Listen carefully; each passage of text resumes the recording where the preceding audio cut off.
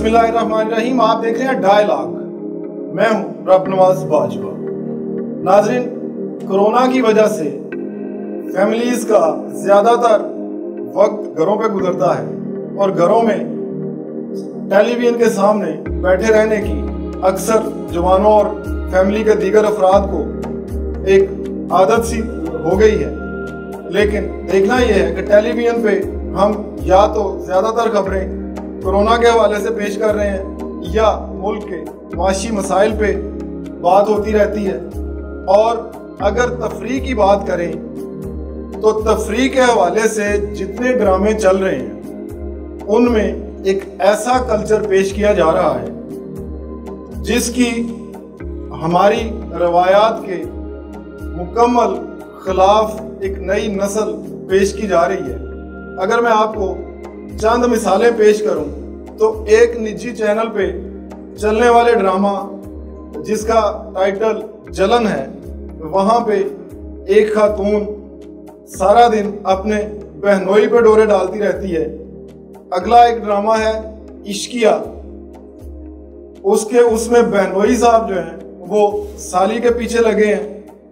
फिर एक और ड्रामा दीवानगी जिसमें कोई बास अपने मुलाजम की बीवी के पीछे।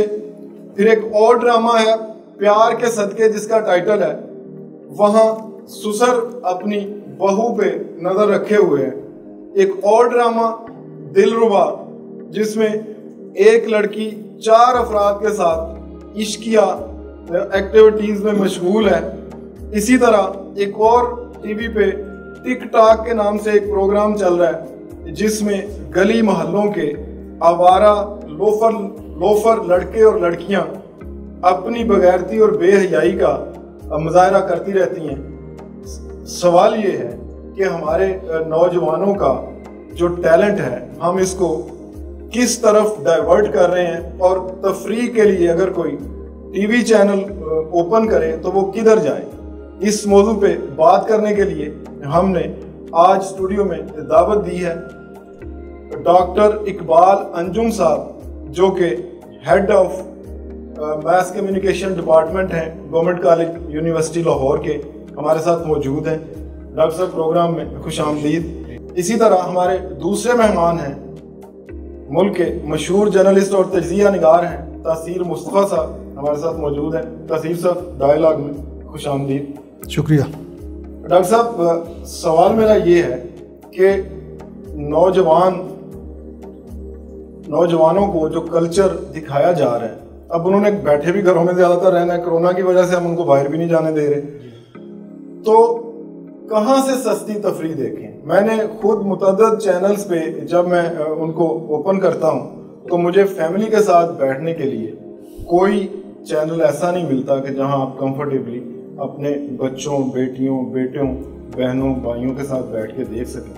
इस सूरत हाल पे आपका क्या तजर्बा? ये गुजारिश ये है, बहुत शुक्रिया आपका कि आपने मुझे थैंक यू चांस दिया मैं अपने ख्याल के साथ कर सकूँ। जी हाँ। से असल में जितने भी तफरीह के प्रोग्राम हैं पूरी दुनिया में उनका कोई मकसद होता है। बिल्कुल, किसी ऑब्जेक्ट के तहत एग्जैक्टली विदाउट पर्पस कोई किसी किस्म की कोई जो इंटरटेनमेंट एक्टिविटी है वो नहीं होती। अगर आप जोक्स देखें वो फॉर फन है ताकि डिप्रेशन से लोगों को निकाला जाए। बिल्कुल। अगर आप कोई सीरियस और सैड स्टोरी देखें जिसका सैड एंडिंग हो, वो लोगों को इस चीज़ से बचाने के लिए होती है कि अगर आप भी एक किरदार, समाजी किरदार है, हर इंसान इस माशरे का एक समाजी किरदार है। बिल्कुल। और अगर वो वही स्टेप्स लेगा तो उसका अंजाम ऐसा होगा। इसी तरह से जो भी मैसेज कंस्ट्रक्ट किया जाता है उसके बिहाइंड द सीन कोई बहुत प्राइम ऑब्जेक्टिव होता है। तो ये जितने इंटरटेनमेंट के प्रोग्राम हैं, खा वो यूट्यूब पे हो, खा वो इंस्टाग्राम हो, या उसमें आप चिट चैट या टिकटॉक ले लें, कोई एनीथिंग, उनके पस मंजर में कोई ना कोई सब्जेक्ट मैटर होता है जो उनका प्राइम ऑब्जेक्टिव होता है। अब देखना ये चाहिए कि जो प्रोग्राम हमारे बच्चे जिनसे एक्सपोज्ड हैं for a long time of period, वो क्या आया, वो वाकई उनकी रूहानी और ज़हनी और तालीमी तीनों इस्तेदाद जो हैं, तीनों कैपेसिटी क्या उनको वो डेवलप करने में मदद देते हैं या उनको बिल्कुल इसके बरक्स गुमराही के रास्ते पे लेके जा रहे हैं। इसलिए कि हर जो एंटरटेनमेंट प्रोग्राम है उसमें कोई ना कोई सेंट्रल रोल होता है। हीरो नहीं हम कहते, सेंट्रल रोल कह सकते हैं। उसका बाजवा साहब ये कि वो एक रोल मॉडल होता है, वो हमारे बच्चे हमारे उसको फॉलो करते हैं। मैंने अपनी PhD के थीसिस में स्टडी किया कि अगर आप बच्चों को या नौजवान लोगों को किसी ऐसे एक्ट के पे ज़्यादा देर के लिए एक्सपोज करें जो वायलेंस सैचुरेटेड हो, तो आप देखेंगे बच्चे वैसे करना शुरू कर देंगे, जो देखेंगे कॉपी करेंगे, कॉपी करते हैं। बिल्कुल, इसे ऑब्जर्वेशनल लर्निंग कहा जाता है इसमें सोशल साइंसेज में। इसका एक बहुत बड़ा मंजर यहाँ पे नजर आया। मैंने एक स्टडी किया है गैंग, मुल्ला गैंग, डिकेट्स का गैंग था या लाहौरी में, और उनमें जो उनका गैंग मास्टर था, रिंग मास्टर था, वो ये कहता था कि फर्स्ट शूट देन लूट। हालांकि सीधी सी बात है, आप पहले पूछ ले उससे कि जी आप लुटना पसंद करेंगे या मरना पसंद करेंगे। तो अगर वो उसे पूछ लेता कि जी जितने पैसे निकाल दे मुमकिन है वो पैसे दे देता, लेकिन वो पहले उसे कत्ल करते फिर लूटते थे। तो मैंने उनका जो रिंग मास्टर था उसे जेल में मैंने जाकर सवाल पूछा कि भाई आपकी इंस्टिंक्ट कहाँ से है। उसने कहा जी हम लोग फिल्म देखते थे रात को, नायक, और उसका डायलॉग था फर्स्ट शूट देन लूट। तो जो वो करते थे हम लोग बिल्कुल उसी तरह शूटर लगाते, वैसे ही उनको पहले अपने विक्टिम को मारते और फिर उसको लूटते ताकि वो शोर मुश्किल न करे। सो गुजारिश है कि जितने इंटरटेनमेंट के प्रोग्राम वालिदैन को बहुत अच्छी तरह से पता होना चाहिए कि वो बच्चों को, जैसे हम लोग फीड करते हैं ना जी, बच्चों को माँ फीड करती है या वालिदैन बच्चों को खुराक देते हैं, इसी तरह से ये कंटेंट्स जो हैं हमारे वजूद का हिस्सा बनते हैं ज़हनी नशोनुमा के तौर पे। तो ये देखना चाहिए कि पेरेंट्स उन्हें बच्चों को किस चीज़ पे एक्सपोज कर रहे हैं। अगर वो वायलेंस सैचुरेटेड कंटेंट्स होंगे तो आपके बच्चों के रवैये चेंज होना शुरू हो जाएंगे, बिल्कुल एटीट्यूड वायलेंस बेस्ड होगा। अगर वो बड़े पोलाइट और मजहबी किस्म के हैं तो आप देखेंगे कि बच्चे खुद, मैं तासीर साहब के साथ आ रहा था तो बता रहे थे कि मेरा जो बेटा हिलाल मुस्तफा, वो हर तरह तरकीब करता है, घर वालों को 5 वक्त की नमाज पढ़ता है और बड़े दूसरों को वास करता रहता है। मुझे बहुत खुशी हुई कि एक नौजवान में, तो मैंने अभी इनसे सवाल पूछना था कि ये इनकलकेट कैसे हुआ, ये इन्फ्लूज कैसे हुआ, ये कहाँ से आती है? मेरा ख्याल है कि ये जो इंटरटेनमेंट है बाजवा साहब, ये बहुत ज़्यादा मुफीद भी हो सकती है और बहुत ज़्यादा डेंजरस भी। आप चूँकि एक्सपर्ट हैं इस शोबे के, चूँकि जब आप एंटरटेनमेंट ले रहे होते हैं तो उस वक्त आपके ब्रेन की सारी खिड़कियां खुल जाती हैं, सारे जेट इंजन के जैसे ओपन होते हैं ना, उस वक्त जितना असर और जितना मैसेज आप उस वक्त पिक कर रहे होते हैं। और ये जो कल्चर है, जिसका मैसेज हमें दिया जा रहा है, ये तो बिल्कुल ही हमारी रवायात के बिल्कुल ही बरक्स कोई चीज़ है। ये बाजवा साहब होता ये है कि हम लोग जब अगर गौर से देखें तो 3 स्टेप्स हैं जी। इसके हम लोग जो चेंज आती है ना, सोशल बिहेवियरल चेंज जो आती है, उसमें 3 स्टेप्स होते हैं। पहले हमारा बच्चा रिसेप्टिव के तौर पर उस इंफॉर्मेशन को रिसीव करता है, एंटरटेनमेंट की शक्ल में, एजुकेशन की शक्ल में या इंफॉर्मेशन की शक्ल में, या तीनों सूरतों में वो रिसीव कर रहा होता है एज ए रेसिपिएंट। वो जो इंटरटेनमेंट दे रहा होता है उससे उसके जहन में उसके जो बिहेवियर है, उसके जिस्म की हरकत और सकनात, उसमें तब्दीली आना शुरू हो जाती है। और ये हमारी टर्म में कहलाता है ये कल्चरल इन्वेशन। कल्चरल इन्वेशन के बाद दूसरा होता है, जैसे आपने देखा होगा कि समंदर की लहरें बड़े रॉक चट्टान बड़ी स्ट्रांग होती है, बिल्कुल इतना स्ट्रांग करेक्टर क्यों ना हो, उसके साथ जब वो मुसलसल बेस टकराती रहती तो आपने देखा होगा कि वो उसको बिल्कुल खत्म कर देती, चट्टान खत्म हो जाती है, पानी से पत्थर कट जाता है। तो सर दूसरा मरहला जो है कल्चरल इरोजन का है। कल्चर एक वेस्टर्न कल्चर जो है वो हमारे जो ईस्टर्न कल्चर है उसको मुसलसल इरोड करता है। टेक्निकल एस्पेक्ट की तरफ आते हैं, उसको यही बात अभी तासीर मुस्तफा साहब से जानते हैं। तासीर साहब, क्या हो रहा है चैनल्स पे, और सस्ती तफरीह, कोई टीवी की तफरीह दिखाने के लिए क्या करें, किस चैनल को टिक करें, कहाँ पे जाएं? क्योंकि जिसको भी ओपन करते हैं वहीं पे या तो ये इश्किया मामला चल रहे हैं, और दूसरी जो चीज़ चल रही होती है वो है जनाब इतने मसाइल में उलझे हुए, क्या हमारे राइटर्स, प्रोड्यूसर्स, डायरेक्टर्स ये अपने ज़ाती जो मसाइल हैं इनके ज़हनों में, वो आप कोई चैनल देखें आपको कहीं खुशी का, कॉन्फिडेंस का, कोई एस्पेक्ट बहुत ही कम शादो नादर ही कहीं मिलता है, क्या कहते हैं आप? जी, बिस्मिल्लाहिर्रहमानिर्रहीम।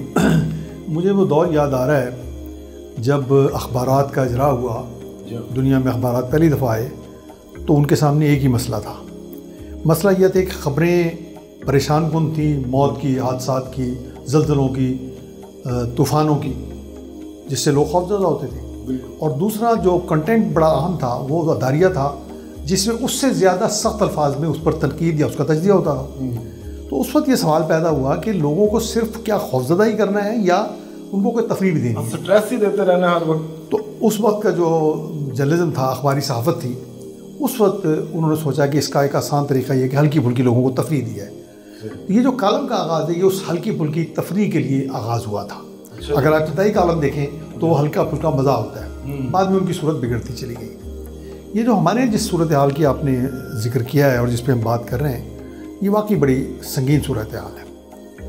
तफरीह के ज़रिए जो कल्चरल इन्वेजन जिसका डॉक्टर इकबाल अंजुम साहब ने बहुत जिक्र किया, इसका पहलू ये होता है कि आम तौर पे दुश्मन क़ुव्वतें आपके मुल्क के अंदर कल्चरल इन्वेजन करती हैं, अपना कल्चर दाखिल करती हैं और आपको आपकी इक़दार से पीछे करती हैं।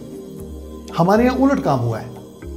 हमारे यहाँ तो हमारी अपनी कौम जो है वो अपनी इक़दार से नौजवान नस्ल को दूर कर रही है। ये राइटर हमारे हैं, ये कोई और तो नहीं है, ये ड्रामा प्रोड्यूसर हमारे लोग हैं, ये ड्रामा कंपनियाँ हमारी हैं, ये टीवी चैनल्स हमारे हैं। इन पर ये दिखाया जा रहा है जिनका हम तसव्वुर नहीं कर सकते। ये आपने जो तफसील बताई है कि बहनोई साली के साथ इश्क कर रहा है, भांजी मामू के साथ इश्क में मुब्तला है, भतीजी किसी और के साथ, इसका हमारी तो सोसाइटी में तसव्वुर नहीं था। अब इसको जब आप ड्रामों के ज़रिए देंगे तो इसका मतलब ये है कि आप इस कल्चर को प्रोमोट कर रहे हैं, वो करैक्टर एक नए जनरेट कर। अगर ये कल्चर हमारा कोई दुश्मन मुल्क करता, मगरबी मुल्क करता, तो हम कहते कि अपना कल्चर वो इंट्रोड्यूस करा रहे हैं। ये तो हमारे लोग हैं, तो हम यानी एक अजीब बारीक और दोधारी तलवार पर चल रहे हैं, जिसमें हमारी नौजवान नस्ल उस दोधारी तलवार पर कट भी रही है और अपने लोगों के हाथ कट रही है। ये हमारा आ कहाँ से रही है? ये आप एक माशाल्लाह से थिंकर हैं, सोचने वाले लोग हैं, ज़िंदगी आपकी गुजरी है जर्नलिज्म में। ये सोच कहाँ से जन्म लिया इसने, और कोई इसका कहीं से वजूद तो शुरू तो हुआ होगा ना? इसकी एक बुनियादी वजह यह है कि अगर हम बहुत सफाकी से अपने मामलात का जायज़ा लें, बेरहमी से, तो हमें अंदाज़ा होगा कि हम असल में एक बेसिमत कौम है, डायरेक्शनलेस कौम है। हमारी कभी कोई हमारे तालीमी इदारों ने, हमारे दानिश्वरों ने, हमारी पार्लियामेंट ने कौम की कोई सिमती मुतय्यन नहीं की कि हमने क्या करना है। ये जो कल्चर के ज़रिए जो आप ज़हन साजी करते हैं, ये बड़ा नाजुक काम है और ये दुनिया में हर आदमी को इसका हक़ नहीं दिया जाता। इसके लिए एक्सपर्ट्स बैठते हैं, वो प्लान करते हैं कि आपने इन लाइनों पे काम करना है। हमारे यहाँ मुझे बताइए कि टीवी पे जिन ड्रामों का आपने जिक्र किया है, जिनको हम घर में डिस्कस नहीं कर सकते, आपने खुद भी कहा है कि ड्रामे बहन के साथ, बेटी के साथ, बहू के साथ, माँ के साथ बैठ के देखे नहीं जा सकते। आजकल तो छोटे बच्चे बाद में चैनल चेंज कर देते हैं। जहाँ ये कैफियत हो तो कोई देखने वाला, ये अगर ये परेशानी मुझे है, आपको है, तो हमारी पार्लियामेंट के लोगों को क्यों नहीं है? उनकी भी तो माई बहनें भी तो है ना, सारे एक ही कल्चर के हम लोग, कल्चर के लोग, एक ही मुल्क के लोग। दुनिया भर में होता यह है कि जो कौमी असम्बली या पार्लियामेंट की स्टैंडिंग कमेटियाँ होती हैं इन्फॉर्मेशन की, वो ये काम करती हैं, वो इस पर नज़र रखती हैं, वो देखती हैं कि क्या कल्चर जा रहा है, किस तरह का कल्चर हमारा होना चाहिए, उस पर डिस्कस करती हैं, माहिरीन से राय लेती हैं, ड्रामा निगारों को, प्रोड्यूसर को तैयार करती हैं कि देख लें आपने इन लाइनों पे, ये हमारी कौमी सिमत है, हमने इस पे काम करना है और इस पे नहीं करना। हमारे यहाँ आप मुझे बताइए, जो हमारी जो स्टैंडिंग कमेटीज़ हैं, कायमा कमेटियाँ, कौमी असम्बली की भी, सेनेट की और पार्लियामेंट की मुश्तरका भी, कभी आपने सुना है कि उन्होंने इस मसले पर बात की? उनका एक ही इशू होता है कि जी अखबारात के इश्तहारात के रेट कितने बढ़ाने हैं और टीवी चैनल्स को कौन से इश्तहार देने और कौन से नहीं। बड़ी ज़बरदस्त बात। नाज़रीन, हमारी सैयद तासीर मुस्तफ़ा साहब और डॉक्टर इकबाल अंजुम साहब से गुफ्तगू जारी है। अभी लेते हैं एक छोटी सी ब्रेक, हमारे साथ रहिए।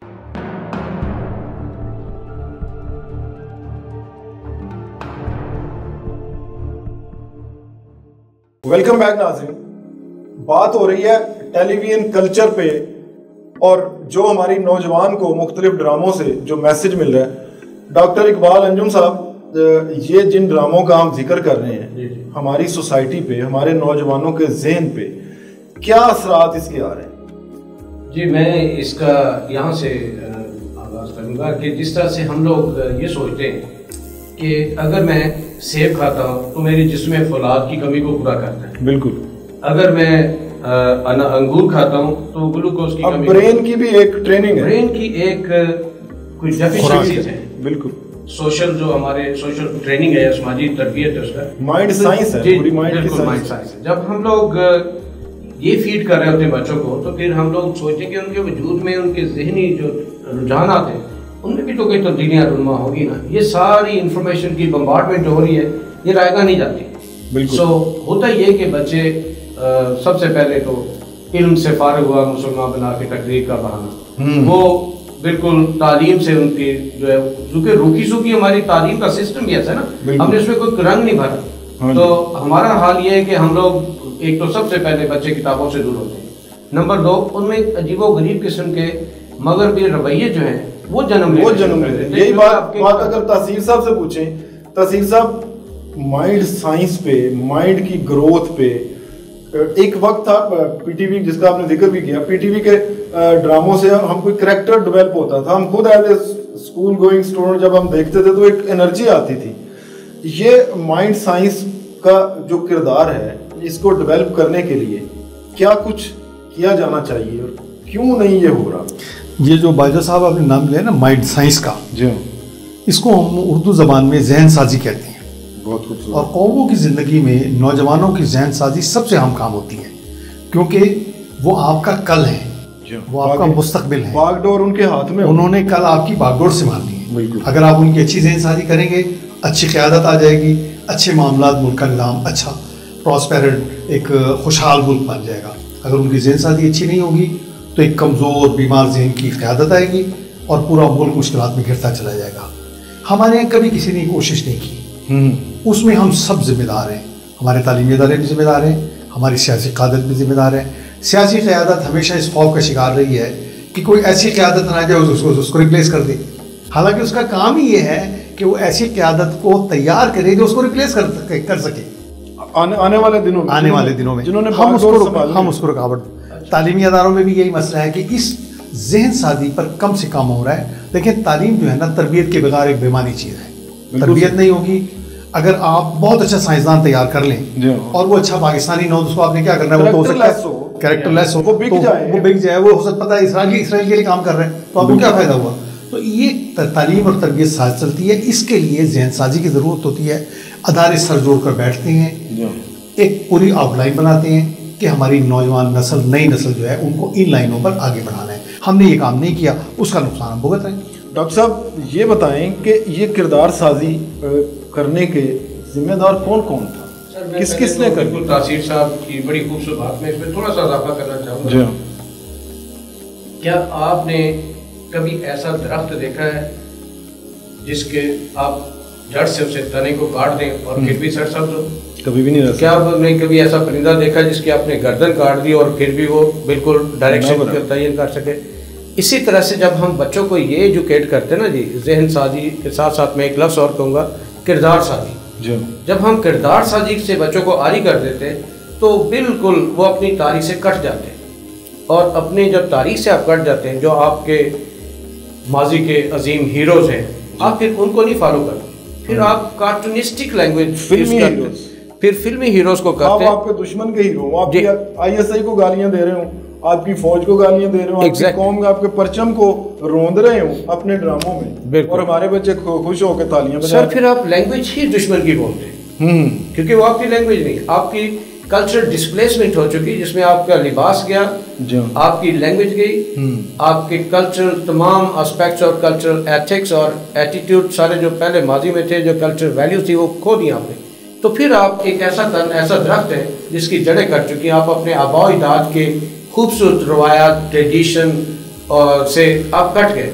जब आप अपनी हिस्ट्री से कट गए, फिर आपका लाजिम है कि आपके पत्ते खुश्क होंगे। तहसीर साहब, मैं अगर आपकी तवज्जो एक डिफरेंट पहलू से इस मसले पे दिलवाऊं कि हम एक ड्रामा देख रहे हैं आजकल, टर्किश ड्रामा है अर्तुगरुल गाजी, उसमें वो एक हिस्टोरिक करैक्टर पेश कर रहे हैं और 800 साल पहले की जो तारीख है उसमें वो ये दिखा रहे हैं कि जितने एक्ट उनके कल्चर को तबाह करने के लिए या उनकी नई नस्ल को ख़राब करने के लिए या उनके नेशनल करैक्टर को ख़राब करने के लिए हो रहे हैं, उन सब के पीछे हैवी फंडेड है, हैवी फंड्स हैं, उन सब के पीछे एक मुख्तलिफ ब्रेन्स हैं जो बाकायदा प्लानिंग के तहत काम करते हैं। और फिर मैंने हिस्ट्री में पढ़ा, सलाहुद्दीन अय्यूबी के दौर में पढ़ा कि ये सब कुछ ऐसे नहीं हो रहा। सवाल मेरा ये है कि हमारे जो राइटर्स, एक वक्त था अशफाक साहब थे, बानो आपा थी, लोग लिखने वाले करैक्टर के लोग थे, एक वक्त है, ये जो लोग हैं, क्या आपकी राय में कोई ये बाकायदा कोई फंडेड है, कोई बाकायदा प्लान्ड है, या वैसे डायमेंशनलेस हैं, कोई इनकी समत नहीं है? देखिए जी, जो आपने जिस तरफ इशारा किया है, इसको इकबाल ने बड़े अच्छे तरीके से कहा था, और वो ये कहा था कि रूह मोहम्मद इसके बदन से निकालो, ये फातकश के मौत से डरता नहीं ज़रा, रूह मोहम्मद इसके बदन से निकाल दो।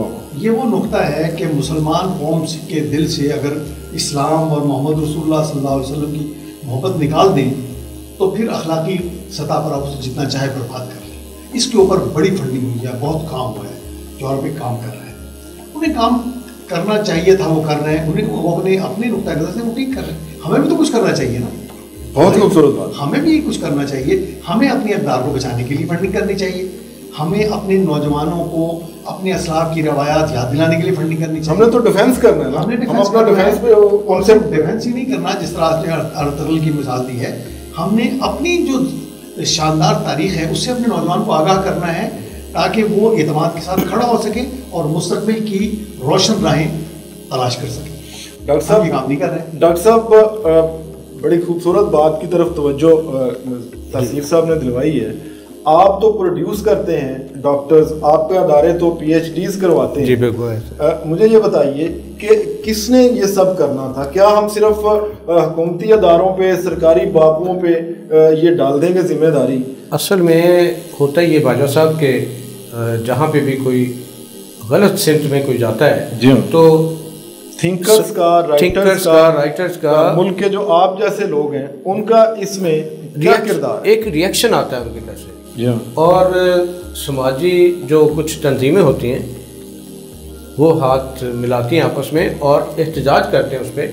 मुझे याद है अच्छी तरह से, सरे राह में एक आर्टिकल छपा था, अगर तासीर साहब आपको भी याद हो, औरतों के बारे में कोई और दूध के बारे में कोई बात इस तरह की उनके निकल गई कलम से। अगले रोज़ ख़वातीन ने इतना स्ट्रॉन्ग किस्म का प्रोटेस्ट रजिस्टर करवाया कि उसके बाद उन्हें माफ़ी मांगनी पड़ी सरे राय वालों को। नवाए वक्त का कालम था, और उन्हें दोबारा उनको बताया उन्हें कि इस तरह की दोबारा गलती नहीं होनी चाहिए। गुजारिश ये है कि हमारे माशरे में रिएक्टिव फोर्सेज होती हैं, एक तो वो नहीं है, दूसरा एक चीज़ मैंने देखी है, कोरोना कितना छोटा है। अगर हर इंसान कोरोना के साइज़ का हो तो पूरी कायनात के इंसानों का टोटल मास जो है ना जी, वो सुई के नक्के में आप समझ सकते हैं, इतना छोटा है। और इंसान को क्यों तबाह करें? उसकी वजह यह है वाजिद साहब कि हम इंटरनली जो है ना वो खोखले हैं, हमारे अंदर जो रिएक्शनरी जो स्ट्रेंथ है वो नहीं है। फुटबॉल किसी ने पूछा कि भाई हर कोई तुम्हें क्यों किक मारता है? उसने कहा तुझे पता अच्छी तरह से मैं अंदर से खोखला हूँ, अंदर से। हमारा मुआशरा अंदर से खोखला हो चुका है, इसे जो कल्चरल वैल्यू आती है हिट करती है, अपनी जगह बनाती है और हमारी कल्चरल वैल्यू को डिस्प्लेस कर देती है। जब हम अंदर से दीवार खोखली हो तो उसे गिरने से कोई नहीं रोक सकता। हमारे अंदर का मैकेनिज्म स्ट्रांग हो तो कोरोना क्या, कोरोना का बाप भी आ जाए तो कुछ नहीं बिगाड़ सकता। हमारा प्रॉब्लम ये है कि हम लोग अंदर से ना तो रिएक्टिव हैं कि ये हमें हमारे माशरे में क्या होना चाहिए, और ना ही कोई, और एज अ सोसाइटी हम लोग रिस्पॉन्ड नहीं कर रहे। तासीर साहब से अगर बात में अगर आप इजाफा करना चाहूँगा, ये जो नौजवानों की ज़हन साजी और किरदार साजी है, इसमें जो इदारे काम करते हैं हमारे, उन्होंने मुनज़्ज़म अदालत में काम नहीं किया और कोताही की, और हमें मानना चाहिए। बिल्कुल सबसे पहला अदारा ख़ानदान है। बिल्कुल सही। नौजवान को सबसे पहली घर ही है ना, घर, उसके बाद माशरा है। खानदान ने भी नौजवान की ज़हन साजी के लिए काम नहीं किया क्योंकि खानदान फिक्रे माश के चक्कर में पड़ गया। पर अब तो कमजोर पड़ रहा है, वो जो अदारा था ना बाप का, माँ का, वो तो कमजोर पड़ रहा है। कहते हैं ये इसी तरह होता है कि आप पुराने, आपको तो पता ही नहीं। बच्चों को अच्छी किताबें पढ़ने का रिवाज खत्म होता जा रहा है। बच्चों के हाथ में मोबाइल आ गया, कंप्यूटर आ गया है, वो जो कुछ देख रहे हैं हमें पता ही नहीं है वो क्या देख रहे हैं। ये पहला मरहला है। फिर माशरा जो है वो इसको ये जो ग्लैमर है इस ग्लैमर को आगे बढ़ा रहा है। तालीमी इदारे इस सिलसिले में अपना किरदार अदा नहीं कर रहे, हुकूमती इदारे काम नहीं कर रहे। हुकूमती इदारा एक छोटा सा इदारा है, हमारे प्रोड्यूसर, असातिज़ा, दानिश्वर, उन्हें सोचना चाहिए कि हम किस तरह की तरबियत कर रहे हैं। डॉक्टर साहब ने अभी कहा कि रिएक्शन नहीं आ रहा खवातीन, लेकिन डॉक्टर साहब खवातीन तंजीमों की तरफ से रिएक्शन तो आ रहा है सर। वो आपने देखा किस तरह का रिएक्शन आ रहा था? वहाँ आता है जहाँ पे उन्हें फंडिंग जो है न्यूयॉर्क से आती है। नहीं, वो जो नए नए स्लोगन साथ आए थे, जी मेरा जिस्म मेरी मर्जी। सर मैं गुजारिश कर रहा हूँ, कोरोना ने तो कह दिया कि तेरा जिस्म तेरी मेरी मर्जी, तेरी भी मर्जी नहीं है। बिल्कुल सर, गुजारिश ये है कि ये जो स्लोगन वहाँ आते हैं जहाँ पे इन तंजीमों के लिए बहुत ज़्यादा बेबहा फंडिंग भी आती है और इन्हें पर डे के हिसाब से पूरा वो अरेंजमेंट जितने के होते हैं उनकी पेमेंट की जाती है।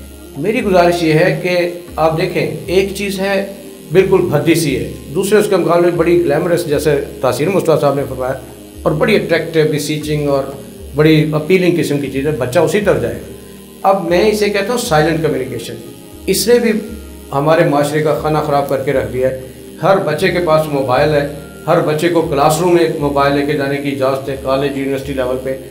और हाल ये है कि डाइनिंग टेबल पे बैठे हुए जहाँ पे सारे लोग समझते कि हम लोग इकट्ठे, हमारी एक रवायत है कि चले इकट्ठे पूरी फैमिली खाना खाती है, एक दूसरे की परेशानी दुख दर्द जो है वो शेयर किया जाता है, लेकिन ऐसा भी वहाँ भी नहीं रहा। वहाँ पे जो साइलेंट कम्युनिकेशन जो है वो चल रहा है, किसी को कुछ नहीं पता कि कौन क्या कम्युनिकेट कर रहा है। नंबर 1, इस साइलेंट कम्युनिकेशन ने खाना ख़राब किया माशरे का। इसकी एक तरतीब होनी चाहिए, तरीका होना चाहिए। ये वहाँ आना चाहिए बाजा साहब जहाँ पे बच्चों की पहले तरबियत हो जाए, फिर उन्हें दिया जाए कि इसका पर्पस है। अगर आपके पास जितना माशाल्लाह आपके पास नॉलेज है, जितनी आपकी पोजीशन है, अगर आपके पास इख्तियार हो कि इस मुल्क में ये चीज़ें, ये सूरत ठीक करें, तो आप स्टेप 1 क्या करेंगे? सर मैं सबसे पहले बच्चों की तरबियत करूँगा जो प्राइमरी स्कूल से शुरू हो कि जी इसमें आपने इस्तेमाल कैसे करना है इसे। नहीं टीवी ड्रामों की, टीवी ड्रामों के सिलसिले में मैं समझ रहा हूँ राइटर्स को, थिंकर्स जो लिखते हैं, जी उनकी तरबियत हो। सबसे पहले उनकी तरबियत हो कि जो आप मैसेज कंस्ट्रक्ट करते हैं कौम के बच्चों के लिए, वो या तो उनका कैरेक्टर तबाह कर देगा या उनका बना देगा, या उन्हें जीरो कर देगा या उन्हें हीरो कर देगा। बिल्कुल। तो आप लिखने से पहले सोचें कि आप कौम के बच्चों को हीरो बनाना चाहते हैं या जीरो करना चाहते हैं। मैं एक छोटी सी चीज़ आपके साथ शेयर करूँगा कि हमारी जो निसाबी कुतुब हैं उनमें भी ये जो चीज़ें हैं, ताकि रिएक्शनरी बच्चे पैदा हों जो बता सकें, करेज टू से और करेज टू नो हो, जिनमें जो बता सके कि एक्सक्यूज़ मी सर, ये जो चीज़ थी आपने इसमें दिखाया है ये मेरे कल्चर का हिस्सा नहीं है, आप हम पे क्यों मुसलत कर रहे हैं वेस्टर्न कल्चर, जिसमें बहुत खूबसूरत, जिसमें तासीर साहब अगर आपके पास इख्तियार हो तो स्टेप 1 आप क्या लेंगे कि ये जो ड्रामे हमारे चल रहे हैं, ये जो कल्चर दिखाया जा रहा है, जो हमारी रवायात के बरअक्स है, किस तरह से इसको आप सही समत में लेके जाएंगे? मैं पहले मरहले पे तो पैमरा से पूछूंगा कि भाई ये ड्रामे चल कैसे रहे, आपको देख नहीं रहे, आपकी घर में पैमरा के चेयरमैन या उनके सेक्रेटरी जो मेंबर हैं उनसे पूछेंगे भाई आपके घर में बहन बेटी माँ होगी, आप उनके साथ बैठ के देखते हैं तो वहीं से रिएक्शन ले लें, एक बात। दूसरा ये कि फिर अगला मरहला होगा इसको ठीक करने का, उसके लिए आप असातिज़ा को, दानिश्वरों को, राइटर्स को बिठाएं और फिर एक हाई लेवल कमेटी जो है वो उनको बताए कि देखें इन लाइनों पे हमने काम कर रहे हैं, इन पे आप ड्रामे बनाएं, बिल्कुल खुल के बनाएं। ये चीज़ें हमने नहीं दिखानी, लेकिन ना हमारे अभी तक एक रुकावट है, हम अभी तक स्कर्ट वाली बच्ची टीवी पे नहीं दिखाते, ठीक है ना, दिखाना शुरू कर देंगे अगर हम नहीं रोकेंगे तो दिखाना शुरू कर देंगे। मुझे याद है कि 60s और 70s का जो पीटीवी था, एक ही पीटीवी होता था, उस पीटीवी में यहाँ बहुत से लोग मौजूद हैं वो इसको जानते होंगे, उस पीटीवी में ये तसव्वुर नहीं था कि लड़का लड़की के साथ हाथ भी टच कर सके, जिस्म के टच करने का कोई तसव्वुर नहीं, फिल्मों में भी नहीं था, अगर फूल दिखा देते थे, कभी गुलदस्ता दिखा देते थे। जी हाँ बिल्कुल। और अब ये रूटीन की बात हो गई। अच्छा ये रूटीन सिर्फ ड्रामा में नहीं है, आपकी यूनिवर्सिटी के लॉन्च में आपको नजर आ रहा है, तो ये हमें देखना चाहिए कि क्या हमने इसको प्रमोट करना है, पहले तो हमें ये सोचना चाहिए, या इसको रोकना है। अगर रोकना है तो फिर इसको हर सतह पर भी यहाँ पर रोकें, लेकिन जहाँ जहाँ ये काम है दानिश्वर बैठे और वो सोचें कि भाई ये जो साइलेंट कम्युनिकेशन हो रही है, ये जो कल्चरल इन्वेजन हो रहा है, हमने तो पाकिस्तानी कौम बनानी है, ये हम कौन सी कौम बना रहे हैं, तो हमें उसके लिए क्या करना चाहिए। और जाहिर है राइटर जो है हमारी कौम का हिस्सा है, हमारे मुल्क का हिस्सा है, वो संजीदगी अच्छा लिखते हैं, लिख सकते हैं, बिल्कुल। क्या अच्छी इक़दार को हमें दोबारा इशफाक साहब और बानो कुदसिया और 60 और 70 के देखें ना, 60 70s के हमारे ड्रामे वो थे कि कहा जाता है कि इंडिया में सड़कें ब्लॉक हो जाती थी, सड़कें सुनसान पड़ जाती थी, हमारे ड्रामे देखे जाते थे। अब हमने वो ड्रामे बनाने शुरू कर दिए जिनको हमारे मुल्क के लोग भी नहीं देखते। सैयद तासीर मुस्तफ़ा साहब, आपने डायलॉग के लिए वक्त निकाला। डॉक्टर इकबाल अंजुम साहब, मैं आप दोनों हज़रात का तहे दिल से शुक्रगुजार हूँ। नाजरीन, हमारे मोअज़्ज़ज़ मेहमानों का कहना है कि हमें उसी तरह की रवायात और उसी तरह के ड्रामे प्रोड्यूस करने हैं जो माजी में हमारे पड़ोसी मुल्कों की सड़कें भी सुनसान कर दें। इसी के साथ ही आज के डायलॉग का वक्त ख़त्म हो, इजाज़त दीजिए। अल्लाह।